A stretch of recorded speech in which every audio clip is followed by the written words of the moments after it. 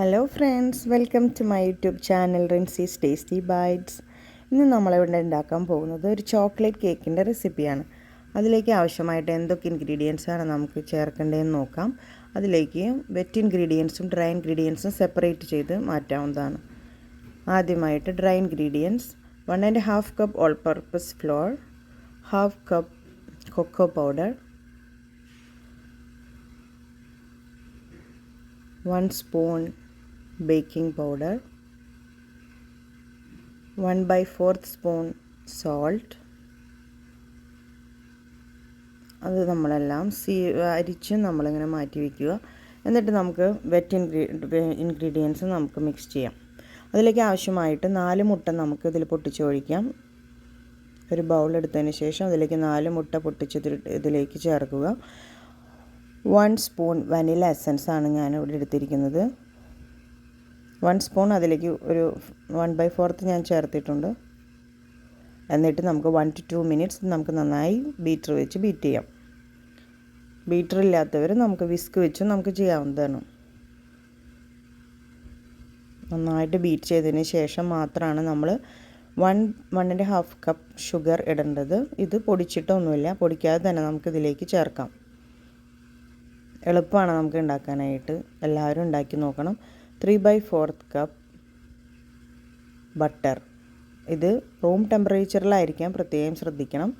ഇതല്ലെങ്കിൽ നമുക്ക് 3/4 cup sunflower ഓയിലും ചേർക്കാം. ഇതില്ലെങ്കിൽ ഏതെങ്കിലും ഒന്നേ ചേർക്കാൻ പാടുള്ളൂ. അപ്പോൾ നമുക്ക് ഓവൻ പ്രീ ഹീറ്റ് ചെയ്യാം. നമ്മുടെ കേക്ക് ടിൻ നമുക്കതിൽ ബട്ടർ പേപ്പറൊക്കെ ചെയ്ത് വെച്ച് റെഡിയാക്കി വെച്ചിട്ടുണ്ട്. 10 മിനിറ്റ്സ് ആണ്. നമ്മൾ 150 ഡിഗ്രി സെൽഷ്യസിലാണ് കേക്ക് ഓപ്ഷനിലിട്ട് നമ്മൾ പ്രീ ഹീറ്റ് ചെയ്യേണ്ടത്.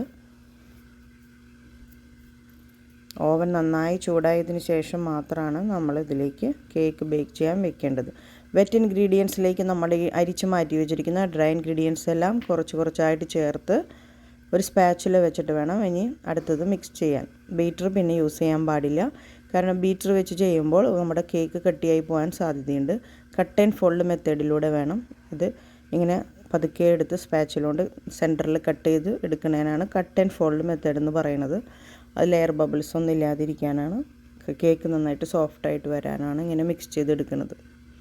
ഇതിലേക്ക് 2 കപ്പ് വാം മിൽക്കാണ് ചേർക്കുന്നത്. ഒത്തിരി ഹീറ്റ് ആവാൻ പാടില്ല, കാരണം മൈദ കട്ടി പിടിക്കാൻ സാധ്യതയുണ്ട്. ഇത് കട്ട് ആൻഡ് ഫോൾഡ് മെത്തേഡിലൂടെയാണ് അങ്ങനെ ചെയ്തെടുക്കേണ്ടത്. ഈ സമയത്ത് നമുക്ക് വേണമെങ്കിൽ കുറച്ച് ചോക്ലേറ്റ് മെൽറ്റ് ചെയ്ത് അല്ലെങ്കിൽ ചോക്ലേറ്റ് ചിപ്സോ ഇതൊക്കെ വേണമെങ്കിൽ നമുക്കിതിലേക്ക് നമ്മുടെ ഇഷ്ടത്തിന് ചേർക്കാം.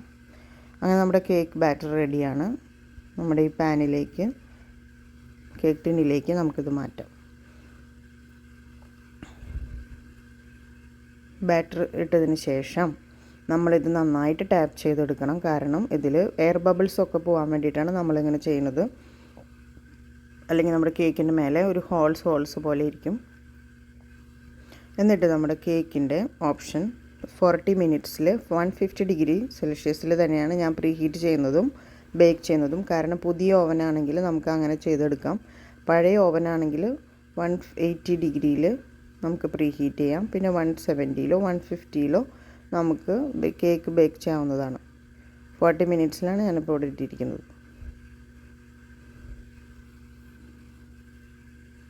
ഇപ്പോൾ നമ്മുടെ കേക്ക് റെഡിയാണ്. നമുക്ക് സെൻറ്ററിൽ ഒരു സ്ക്വയറോ അല്ലെങ്കിൽ നമുക്കൊരു ടൂത്ത് പിക്കോ വെച്ച് നോക്കുമ്പോൾ നമുക്ക് സ്റ്റിക്ക് ചെയ്തിട്ട് ഒട്ടും തന്നെ സ്റ്റിക്ക് ചെയ്യണില്ല എന്ന് വെച്ച് കഴിഞ്ഞാൽ നമുക്ക് അതിൻ്റെ അർത്ഥം കേക്ക് നന്നായി ബേക്കായി എന്നാണ് അതിൻ്റെ അർത്ഥം. നല്ല ചൂടിലാണ്, ഗ്ലൗസൊക്കെ ഇട്ട് പ്രത്യേകം സൂക്ഷിച്ച് എടുക്കുക. നമ്മുടെ കേക്ക് ഫ്ലിപ്പ് ചെയ്തെടുക്കാം. അതിൽ ആ ബട്ടർ പേപ്പറൊക്കെ എടുത്ത് മാറ്റാം. കേക്ക് നല്ല ചൂടാണ്. ഇതിൻ്റെ ചുറ്റുള്ള ബട്ടർ പേപ്പർ നമുക്ക് എടുത്ത് മാറ്റാവുന്നതാണ്. കേക്ക് നല്ല സ്പോഞ്ചിയാണ്, കണ്ടില്ലേ? ഇത് നമുക്ക് തണുക്കാനായി മാറ്റി വയ്ക്കാം. തണുത്തതിന് ശേഷം മാത്രം കട്ട് ചെയ്തെടുക്കാൻ പ്രത്യേകം ശ്രദ്ധിക്കുക, അല്ലെങ്കിൽ നമ്മുടെ ടെക്സ്ചർ മാറിപ്പോവും, കാരണം അത് പൊടിഞ്ഞു പോകാനുള്ള സാധ്യതയുണ്ട്. ഇവിടെ നമ്പർ കേക്കാണ് ഞാൻ ചെയ്യുന്നത്, കാരണം എൻ്റെ മോളുടെ 17th ബർത്ത്ഡേ ആണ്. അപ്പോൾ അതിന് വേണ്ടിയിട്ട് പെട്ടെന്ന് ചെയ്തെടുക്കാനാണ് ഞാനിങ്ങനെ ഒരു ഇത്തിരി വലിയ റൗണ്ടിലാണ് കേക്ക് എടുത്തത്.